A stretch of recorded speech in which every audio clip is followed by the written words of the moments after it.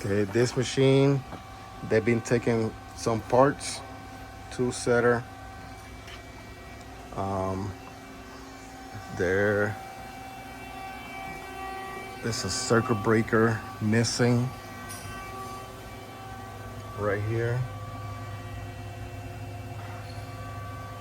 The machine powers on, but the screen or anything in the front does not have power.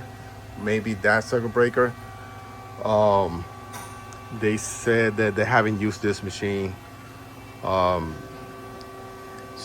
I don't know what's wrong with it. I cannot power on.